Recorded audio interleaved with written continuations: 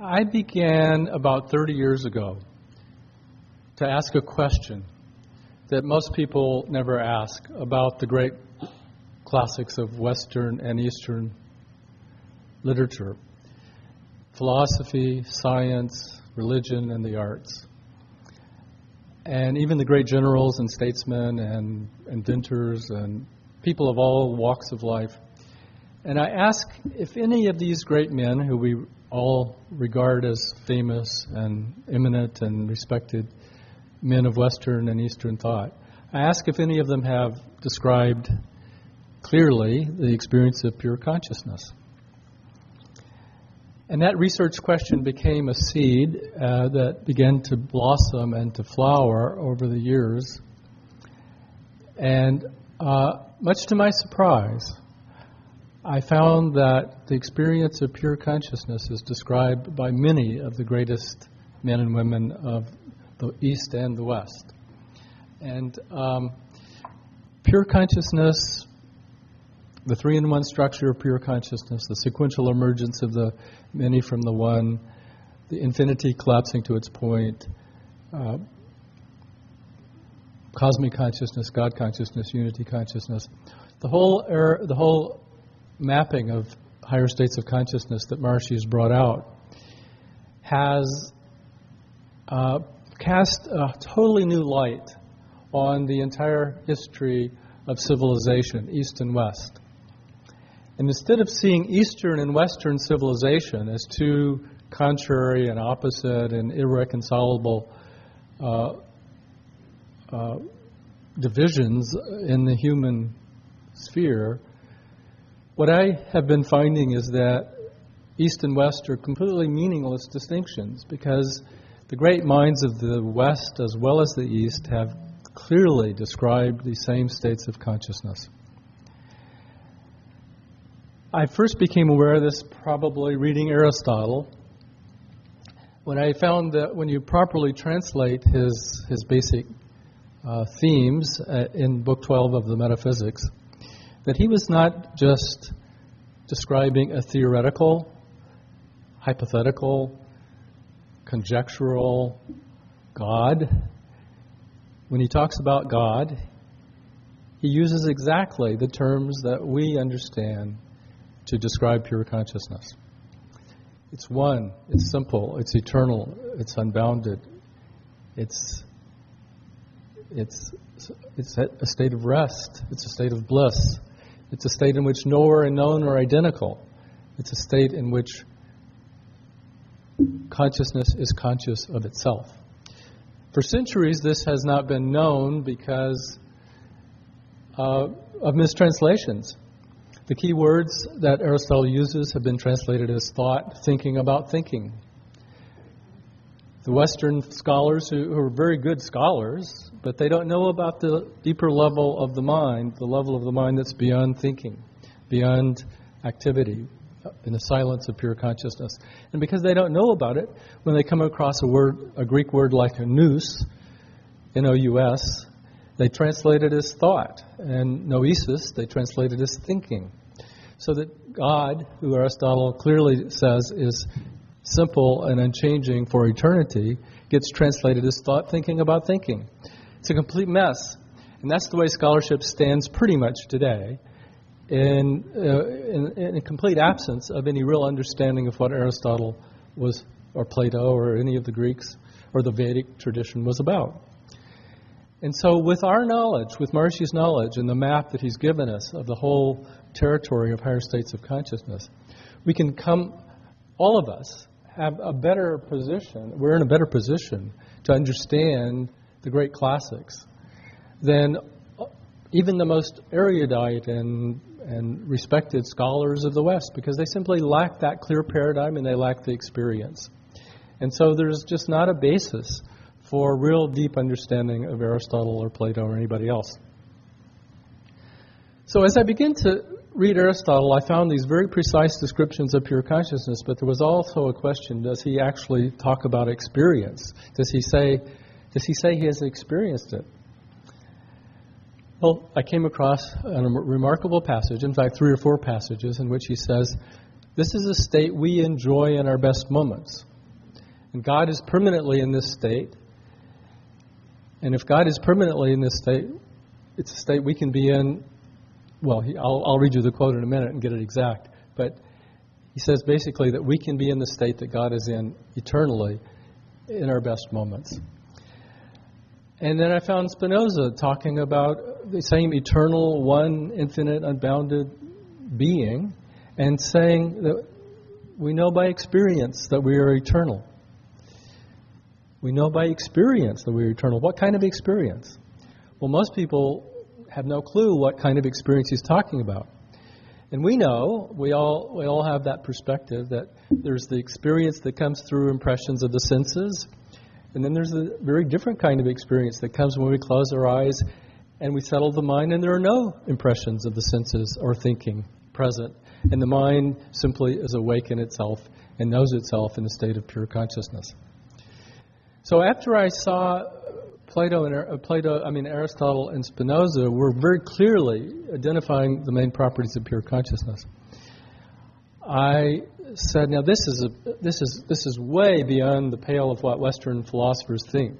Most philosophers are convinced that all the philosophers were doing rational thinking, and they were thinking about things and creating speculative systems and worldviews, and they were giving their opinions. That's the way philosophy is regarded in the universities today, and pretty much 99.99%. But the truth about history of Western philosophy is that almost, I won't say all because that would frighten you away, but many of the great minds of the West, as well as the East, describe pure consciousness precisely in the terms that Maharishi uses, and they say or imply they had the experience. Now, in order to check myself and do a reality check, I thought I better set out criteria for what counts as a description of pure consciousness. So I made up a list of the properties of pure consciousness that Maharishi has identified over the years. And in fact, this is only a partial list. There's a much larger list of 108 properties. These are descriptive terms and phrases that Maharishi has used over countless years to describe pure consciousness. And you all recognize them. They're very familiar. You don't need to repeat them really. It's one, simple, unchanging. It's silent. It's a state of rest. It's unmanifest. It's quiet, settled, still, same over time. It's evenness, undifferentiated, and so on. And then starting at the top of the second column, we get the properties that identify it as something not just in the mind, but something that's eternally at the foundation of things. It's eternal, unbounded, unlimited, all-pervading, infinite, vast, indivisible, continuous, unconditioned, primordial, cosmic, universal, invincible, indestructible, immortal, uncreated, and so on.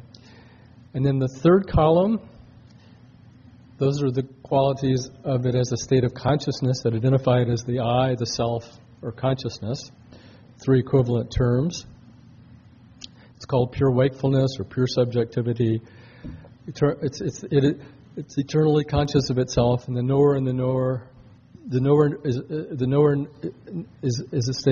is knowing itself, and it's a pure self-referral or self-knowing. It's the identity of the knower and the known, empty of content, awareness without an object, perfect clarity, and so on.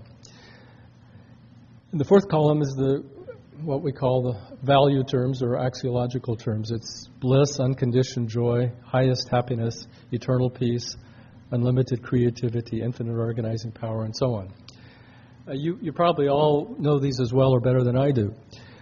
So I set this out as a list of criteria that could be used to identify descriptions of pure consciousness. So I had two criteria. Do they use a subset of that list to describe pure consciousness? And do they say explicitly or imply they had the experience?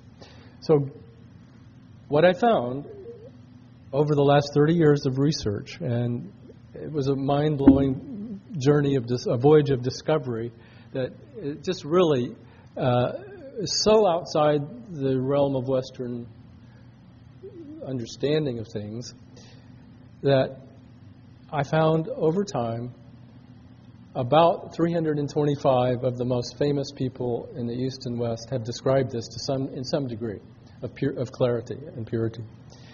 Aristotle is one of the clearest. As I said before, Jesus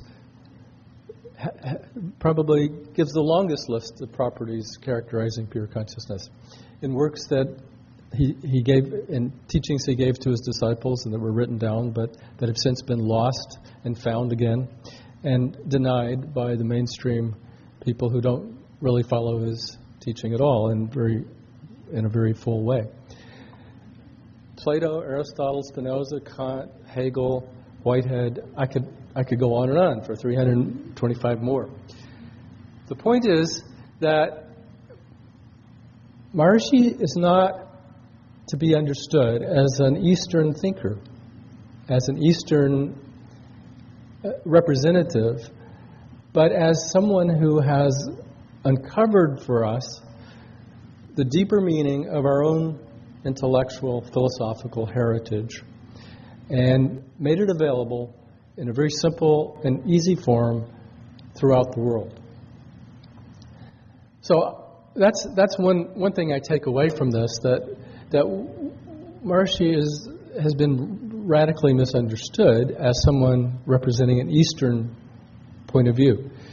It may be true that the Eastern texts, the Upanishads, the Brahma Sutras, the Yoga Sutras, describe more Brahman and unity than the West, but there are people in the West that describe Brahman and unity. And the Yoga Sutras surely are about transcending and pure consciousness and cosmic consciousness. So there's no real distinction. It's just that if you know the seven states and you look at the different thinkers from all different traditions, what you see is that they can all be fit very easily into, oh, this man was talking about pure consciousness, or this man was talking about cosmic or God or unity consciousness, or this man was describing the sequential emergence of the many from the one, or the three-in-one structure, and how the three-in-one structure interacts with itself. And all those things that Maharishi has brought out so brilliantly and clearly for us can be found very, very clearly said in the great works of the West as well as the East. So this idea that East is East and West is West, and then never till the two shall meet, that's just mythology. It's not true. East and West really do meet on the ground of a proper understanding, a full understanding of the seven states of consciousness. Maharishi's analysis of consciousness is universal. It describes the experience of people in all cultures. It describes the ancient Egyptians, the ancient Mesopotamians' experience, who all describe pure consciousness, and they all say or imply they had the experience. It describes the earliest Greeks, the pre-Socratics, the later Roman philosophers, the Christians, the Islamic Sufis, the Judaic tradition. The Renaissance was a resurgence of interest in this very topic of transcending and the experience of pure consciousness. And the 17th century science grew out of it. And the great inventors like Tesla and Ford and Edison and Lindbergh, and it goes on and on. There's just wherever you find a great man or woman in history, you find it's very, very likely that they describe. That became my guide, is that the greater the person, the more likely they had described pure consciousness or some of the higher states of consciousness. And so one way to look at this is an analysis of greatness. Where does greatness come from? Where does greatness spring from? It comes from that refinement of the nervous system, that refinement of consciousness that comes through transcending and that brings out the experience of the eternal, infinite, unbounded wholeness of things. It's gained through a very simple practice, and I'll call it the practice of transcending to make it general enough, because Descartes and Plato and dozens of people have talked about a technique, and they've described it in such a way that, yes, you would recognize it as a technique that probably was very effective at getting the experience. Not as precisely the same as our transcendental meditation technique, but very, very clearly recognizable as a technique. And I'll give you a little bit of Plato's in a moment. So this was the list, the criteria that I used, plus the criterion, do they say they had experienced it? And using that criteria, I think I was able to achieve a very reasonable demonstration that this knowledge that Maharishi has brought out, the Vedic knowledge, is found in somewhat fragmented form, or not quite so pure form, in some cases very pure form, in all of the major traditions and cultures of East and West. So that's what I've been doing over the years. It's been a main focus over a long time, and it's enormous fun doing this. I can't tell you. Every time I pick up a new book, and I'm wondering, does this person? He's a very great, well-known poet, or just most recently, I was reading Edgar Allan Poe, and I thought, well, now not everybody does it. Not everybody has had the experience. And then I just found it so beautifully expressed. I mean, just so clearly expressed. And again and again and again, that's been my experience. That there's only been one or two people that I thought I should find, and I couldn't find an expression of experience, or pure consciousness, and out of several hundred. So that's the background. Now I want to talk a little bit about the Vedic tradition and the Greeks. And I will say, I don't know, hopefully you don't look on the internet to find out when the Vedic tradition was, because you get these really weird dates of, like, the Rig Veda was written in 1800 or 1600, and the Gita was written in BC, and the Gita was written in 500 AD, and it's very crazy. I recently found a man, his name is Dr. Achar, he's a physicist at a university in the U.S., who has used computer software, stargazing software, astronomy software, to identify the descriptions of the night sky that Vyasa gives in the Mahabharata. And there are things that Vyasa says. He says at one point that Mars was at Aldebaran, and this planet was here, and this planet was there, and lots of different, very precise descriptions of the night sky. So Achar took those descriptions and he searched the night sky back 5,000 years to find when Mars was at Aldebaran, and he found like 78 instances, and then he searched those to find when there were two full eclipses within 2 weeks, which can happen under very unusual circumstances, and he narrowed it down until he found a date. The date he found was 3067 BCE, 5,000 years ago. And that's precisely the date Maharishi gives to the Mahabharata in, I think, the introduction to the Gita, or the Science of Being. And the idea is that the Mahabharata is 5,000 years ago. That puts the whole Vedic tradition far, far earlier than that. Now, most scholars today can't fathom that, and most archaeologists, Indologists, and most people just find it unbelievable because it's so far outside the range of what we've been thinking. But this is the first hard evidence that I've seen that really helps to date the Vedic tradition. And there were scholars in the 19th century who also used that kind of astro-archaeological data to date the Brahmanas, and they put them in the 4th millennium BCE. So there is a lot of evidence. I think it's good evidence that puts the Vedic tradition very ancient. So that what happened is that the Vedic tradition was a kind of wellspring, a source, and that the Egyptians and the Mesopotamians and the Israelis and the Greeks and the Romans all were like branches of the Vedic tree. The root is the Rig Veda. The trunk is all the branches, all the 40 branches of Vedic literature. And then the Vedic tradition branched out sometime after the Gita and the Mahabharata in the around 3000 BC. And you find then expressions of it in Egypt and Mesopotamia. Very, very clear expressions of it, of this knowledge. I don't think that they were copying the Vedic tradition. I don't suggest that they were just using the same terms. I think they had a technique and that they were having an experience, and they gave it their own form of expression. One of the most exciting parts of my discovery, my voyage of discovery, was to find the ancient Egyptians. The Papyrus of Ani is a very ancient text that was, I think, from the 17th dynasty. It was somewhere around 1500 BC. And I was reading it, and I kept finding these beautiful expressions of the infinite, eternal light of God, and I thought, wow, this sounds very like, it could be a description of pure consciousness.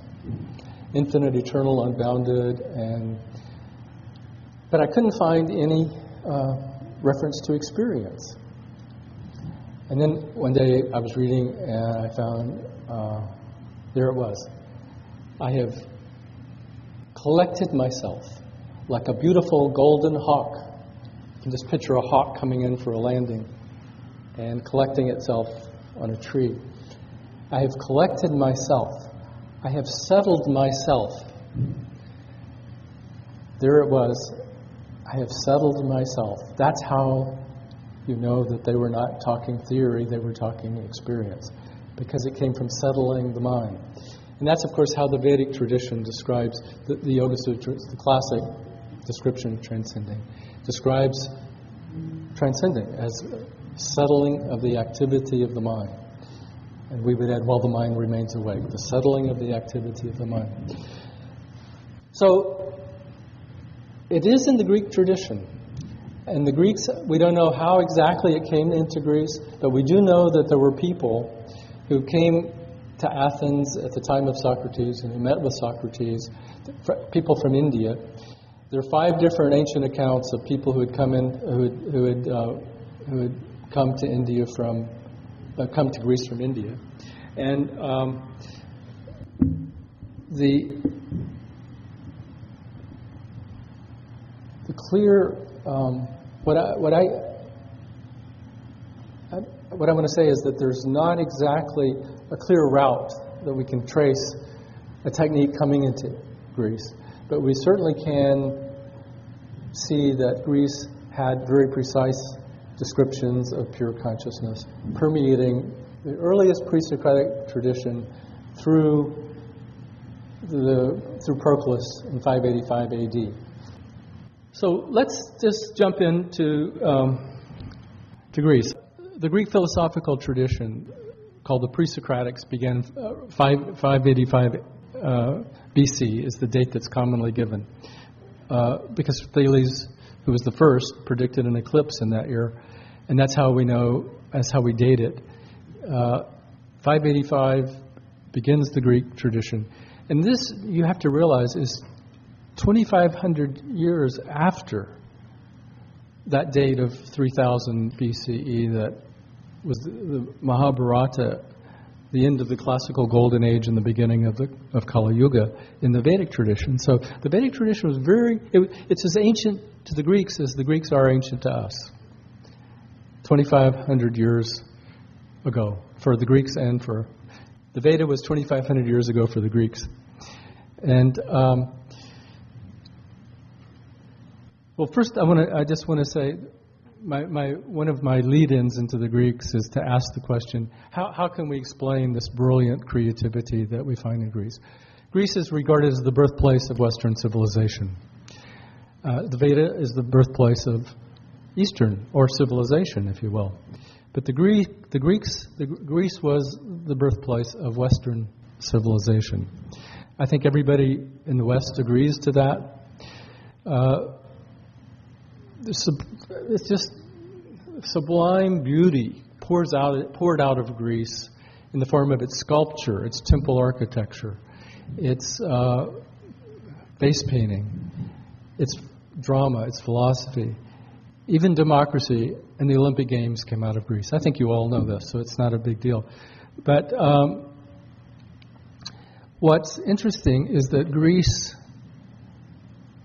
this magnificent creativity that many scholars have called the glory of Greece, hasn't been explained. How did it happen? What caused it?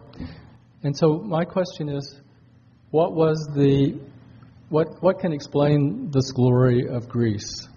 And we might also ask, what could explain this glorious outburst of creativity in the Vedic tradition, the Upanishads, the Yoga Sutras, the Brahma Sutras, all the 40 branches of literature. That creativity was an explosion of creativity in the ancient world. It was just like, most scholars think it just came out of nowhere. It came out, as we will see, of the experience of transcending. Now, I just want to mention about the bronze statue there from Delphi, from the 5th century, is called the charioteer of Apollo. Now, you've heard the expression, Brahman drives the chariot? Well, here's Apollo, the god of light, the light of God. And according to ancient legend, Apollo drives the chariot across the heavens every day. Apollo drives the chariot. Interesting. It's almost a Vedic expression, isn't it?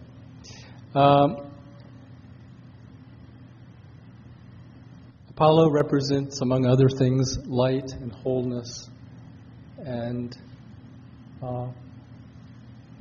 the source, the organizing power behind all activity. Athena, the goddess of wisdom. The Greeks built this magnificent temple on the Acropolis, the Parthenon, to honor Athena, goddess of wisdom, the virgin goddess of wisdom. And Athena, as Plato describes wisdom, can be understood as life established in the eternal, in eternal self-knowledge, immortality, and wholeness. Health, wholeness, immortality. That's how Plato describes wisdom in the dialogue called the Charmides. And I'll say more about that in a minute. So that the Greek gods, as the philosophers understood them, were personifications of the qualities of consciousness, of pure consciousness, of unbounded pure consciousness. Plato defines wisdom as this, in the following: when returning into herself, the soul, the self, passes into the other world, the region of purity and eternity and immortality and unchangeableness, and being in communion with the unchanging is unchanging, and this state of the soul is called wisdom.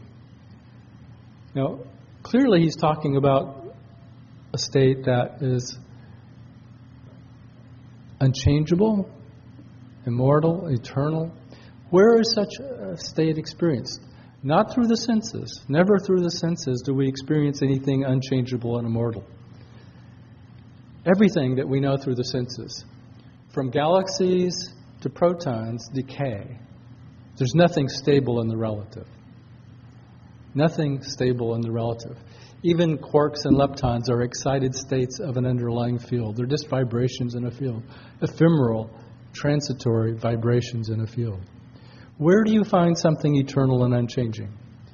How do you get to it? Only in transcending and going beyond the finest level of thinking, the most subtle level of thought, to that unchanging silence at the basis of all thought. And this is what I find most interesting about this discovery that so many people are describing pure consciousness, is that when you go beyond And when you transcend and go completely beyond thinking and all mental activity, everybody who has had that experience describes it in the same way, using that same set of terms, or a subset of that same master list of terms. When you get down in program very, very deep and get beyond thinking and activity, and all thought ceases and becomes quiet, what remains is simple, unchanging, unbounded, eternal. And that's exactly what Plato was talking about. And all of Plato's dialogues, from the middle dialogues, from the Republic, and from the Symposium, Charmides, Republic, Phaedo, Phaedrus, on, describe that eternal, unchanging state of being.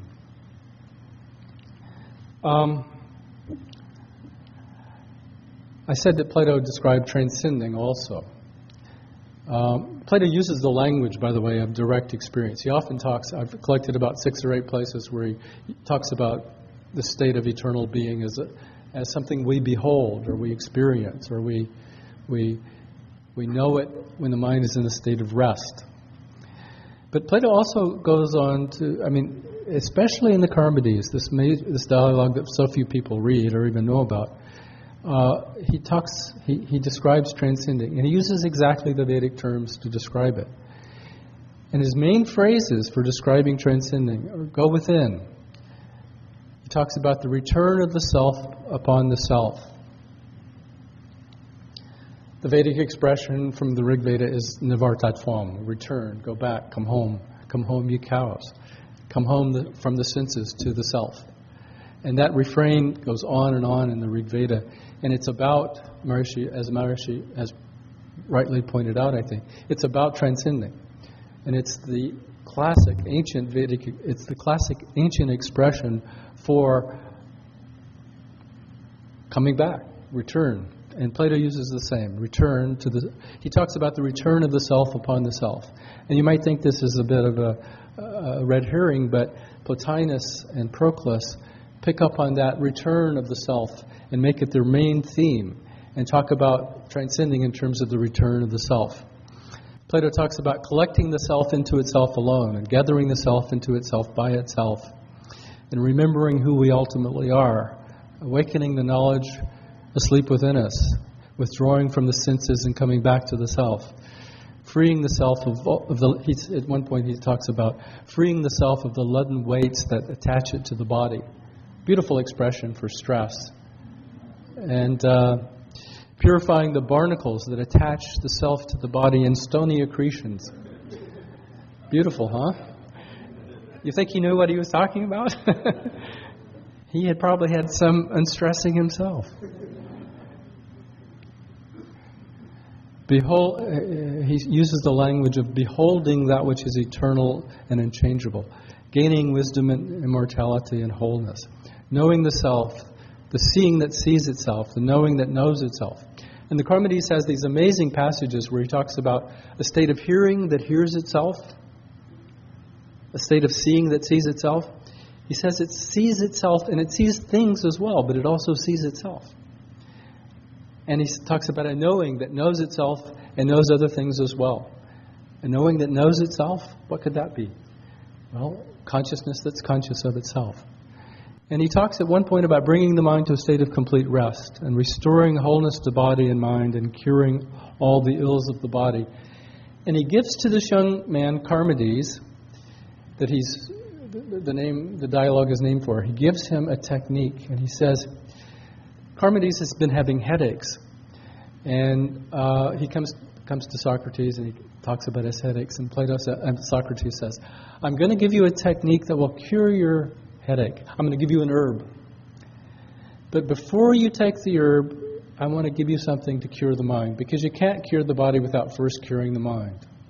So I'm going to give you a technique to cure the mind and bring wholeness and health to the mind. And once you've brought wholeness and health to the mind, then the body will come along and it'll cure itself." So he tells him he's going to give him a fair word, and he's to repeat it every day until Socrates says he's had enough. fair word to repeat every day. And it's going to bring wholeness to the body and mind and cure all ills and bring immortality and wisdom, which is understood as that state of life that enjoys infinite, unbounded, eternal, pure consciousness. So do I need to say more about Plato? It's just a taste. I mean, this is a 2-minute version of something that I've unpacked in great detail in the book, but you get some idea. Now to Aristotle. Now, as I said, Aristotle uses this word nous, and nous was the Greek word. It's usually translated as mind. Nous is mind, noein is thought, noesis is thinking.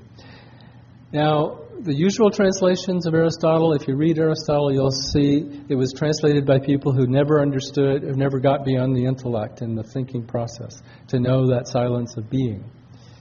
But Aristotle is talking about a state which he says it again and again, it's simple, it's unchanging, it's eternal, and it knows itself in this knower and the known are identical. Well, that's not thinking. That's not thought. That's not the mental activity that we experience before we transcend. He's talking about the state that we call pure consciousness. And here's some of the expressions properly translated that he uses. And I translate those 3 terms consistently as consciousness, conscious of, and being conscious. And when you translate them properly, Aristotle says, it is speaking of God or this internal self, he says it is that which is conscious of itself. Its consciousness is a consciousness of consciousness. And he talks about the divine consciousness and its object are not distinct but identical, and the consciousness is one with what it is conscious of. So it's self-knowing consciousness. What is conscious and what it is, and what is conscious and what it is conscious of are identical. It is pure, conscious of itself, and continuous. And Aristotle says, perfect consciousness apprehends itself and is conscious of its object in such a way that the consciousness and its object come to be one, and consciousness becomes its own object. Consciousness knowing itself. And he says, if God is in that good state in which we sometimes are, this impels our wonder. And if in a better state, this compels it yet more. So he's in a better state than even we are when we transcend. And I can only understand that as an expression of unity or an indication of unity. He says, when the mind is freed from its present condition, it appears as just what it is and nothing more. And this alone is immortal and eternal. When the mind is set free from its present conditions, meaning activity, it is our only deathless and eternal part without which nothing is conscious. It is the deathless and eternal part of the self, separate from its lower functions. It is never moved but remains at rest. Now there is a term that you can take note of. At rest. It's consciousness at rest. Consciousness settled and still. He calls it bliss, and he says it surpasses all other activities in blessedness. He calls it supreme happiness, the most complete form of human happiness. He talks about it as unwearied diligence, untiring activity. And you remember, I'm sure you remember lectures where Maharishi talks about activity in cosmic consciousness doesn't tire you out. It gives more energy than it takes. It's a source of untiring activity and unwearied diligence. And when the mind is in that state, he says, it is not affected by impressions. It enjoys such a life as we enjoy in our best moments. So you see a glimpse there that Aristotle and Plato were talking about a state that's eternal and simple and unchanging and conscious of itself and blissful and at rest. A settled state of awareness that we enjoy in our best moments. So that's what the Greeks were really about. And these are not minor works. This is Aristotle's most important work. He called it the first science. That was his name for it. But because in the course of history, it got translated as the book after the physics, it came to be called the metaphysics. And metaphysics today has this horrible connotation in the universities as pure speculative thinking and conjecture and intellectual constructs and worldviews. And so that's how Plato and Aristotle are understood in the universities, as giving intellectual theories and constructs. And people think, well, Plato had his worldview and Aristotle had his worldview, and everybody had their worldview. And so they were just, they weren't doing anything very important. And so the logical positivists in the early 20th century threw it all out and said, let's do science and forget about all this old stuff. And they threw it out. And it hasn't had a very esteemed place in the universities since, because even though there's still philosophers and people who do philosophy, it's not taken seriously as a source of knowledge. Now, what I want to say next is that this technique of transcending that Plato and Aristotle certainly learned it from Plato. The Greeks had a technique which is unmistakably a technique of turning within. That's the way Plato describes it. And where did it come from? I think there's only one real accurate answer. It came from the Vedic tradition. The Upanishads, the Katha Upanishad. Well, first of all, the Rig Veda, Nivartatvam, return, come back to the self. That was the classic expression. And the Upanishads, the Katha Upanishad. The self is not to be sought through the senses, for the senses look outward to the world beyond, outside, and not within to the self. What the Upanishads, like Plato and Aristotle, were about is a different way of knowing. Not by going out through the senses, but by coming back to the self, closing the eyes, settling the mind, settling the activity of the mind until the mind is awake in that state of eternal silence. There are levels of the mind very clearly distinguished in the Upanishads. Beyond the senses, deeper than the senses, are the objects of the senses. And beyond the objects of the senses is the mind. And beyond the mind is the intellect. And beyond the intellect is the self in man, the individual ego. Beyond the self in man is the unmanifest self of the universe. So if we just go within and go deeper and deeper and deeper within, we come to that eternal silence of the universal self that Plato and Aristotle and all the others were talking about. And the Yoga Sutras is the classic expression. You know it well. In this complete settling of all activity of the mind, all is calmed, and what remains is unbounded wakefulness. There was a technique, a method of knowledge. The Vedic tradition was not a way to relax. It was not about relaxation. I mean, sure, you get relaxation, but it was a method of knowledge. And the knowledge that it was about is the knowledge of that inner self that's eternal and unbounded. We can call it God. We can call it the highest self. We can call it cosmic intelligence. We can call it it's called by dozens of names.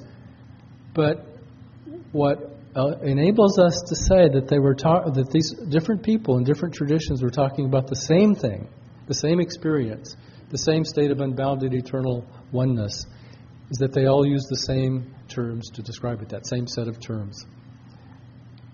So the same expressions are found in the Vedic tradition. Retire, return to the self from the Rig Veda.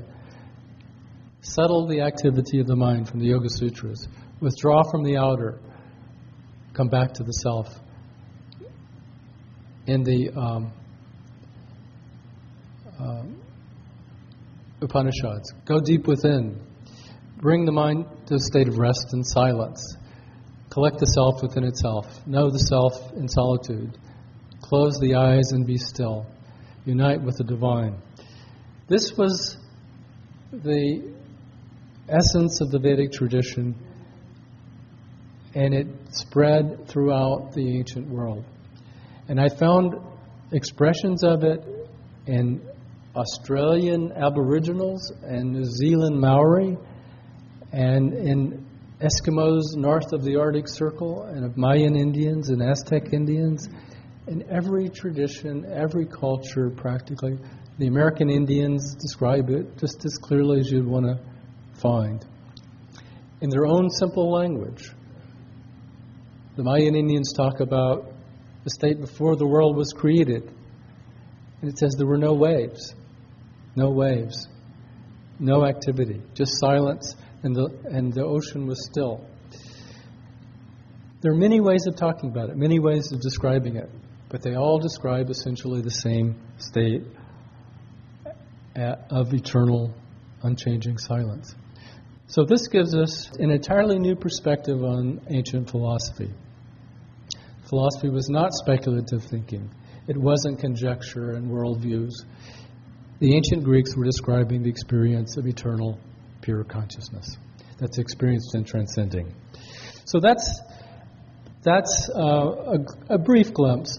Plotinus and Proclus went so deeply into the self-interacting dynamics of consciousness as Maharishi has described it.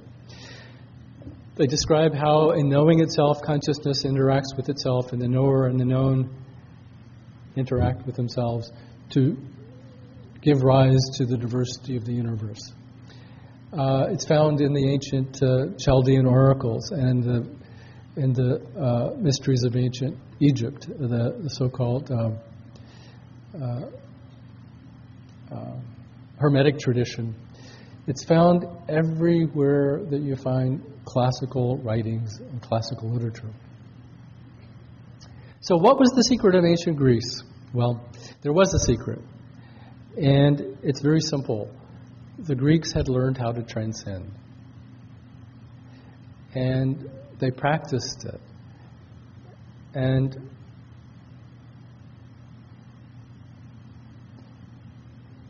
I'm going to tell you in just a second what that secret, how that practice got spread to so many people in Greece that you find this magnificent outburst of sculpture and creativity. Here I want to mention this lady here who you probably have never heard of before. The goddess Hezekiah. She was the goddess of silence, stillness, and rest.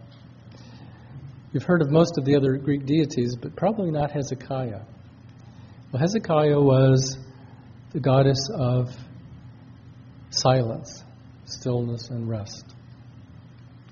The way the techniques of transcending came into Greece, scholars say that the mystery religions came into Greece in the early 6th century BCE from the East. They don't specify where in the East, but somewhere in the East. And the mysteries of Eleusis, which had been around for hundreds of years, thousands of years maybe. Eleusys is a little town 11 miles south of Athens with a big cave. And the cave inside is a big wide-mouthed cave, and there's a ledge in the cave that's been worn smooth by people sitting on it a long time. The mysteries of Eleusis were the main way I suggest, I would propose that the techniques of transcending were passed on in Greece.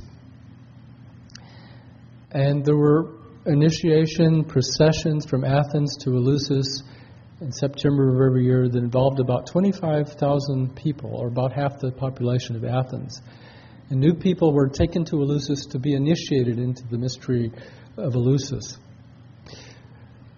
About 8 of the most significant Roman emperors had been initiated, including Pericles was initiated, and the 3 great dramatists, Aeschylus, Sophocles, and Euripides, all had been initiated. Sophocles was a mystery priest. The mysteries were the way that the technique of transcending, I think, came into existence, and came to be widespread. The practice of transcending came to be widespread in Greece. During the reign of during the governorship of Pericles, the great governor general of Athens, whose name is associated with the glory of the golden age of Greece, the Periclean Age. Pericles built the Parthenon and protected Greece through a supreme strategy against all sorts of invasions from the Persians. And during his reign, he had a new temple constructed at Eleusis. It was 50 meters by 50 meters. Huge temple, the size of a football field practically. Half of a football field at least, but wider. And I asked myself again and again, what was this huge temple used for? I found one scholar, very well-known scholar and very highly respected, who said that after initiation, the initiates would sit in silence on their sacred sheepskins. Where did they sit?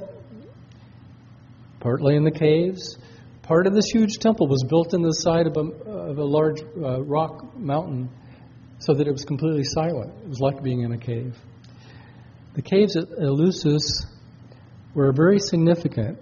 And Aristotle's school in Macedonia, where he instructed Alexander, was built next to a cave. And King Minos gave his laws to Crete from a meditation cave. And King Zalmoxis of Thrace gave the fair words that Plato learned and Socrates learned from a cave that he had built under his palace. Caves were very significant in the early history of Greece. They were valued for their silence. They were a place to transcend in ease. And we know you can meditate without complete silence, and that noise is no barrier, but the Greeks knew that it helped. It helps to have a good silent cave. And I haven't said much about Socrates. Here's a passage from Plato's Symposium which describes his and now Socrates, there burst upon the initiate into the mysteries that wondrous vision of the very soul of beauty that he has toiled so long for. It is an everlasting loveliness that neither comes nor goes, subsisting by itself in an eternal oneness. The eternal oneness is exactly what the Greeks, almost all the Greeks, from the earliest pre-Socratics right through Proclus in 585 AD, we're talking about eternal oneness. Now, most people try to imagine what oneness is, and so they form a picture of a white ball on a black background or something. In the universities, I found that when I was a student and I heard about oneness, I just tried to picture it as a white ball on a black background. It's not on the level of sight that the oneness is known. It's by going beyond sight, beyond thinking, beyond intellect, beyond ego, beyond everything, all activity, until you transcend everything. So, I've talked enough, and I could go on and on. I love it, but I want to have some questions, and I think the key to this whole thing, transcend. That's what the Greeks did, and that's how the Golden Age was created. The Periclean Age.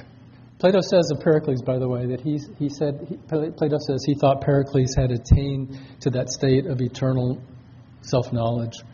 He had arrived. He was a realized man. He was known throughout Greece as a great speaker, a great general, everything about him is preserved by history as a pristine reputation.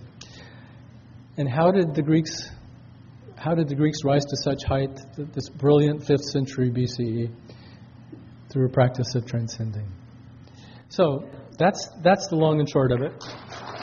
So, thank you.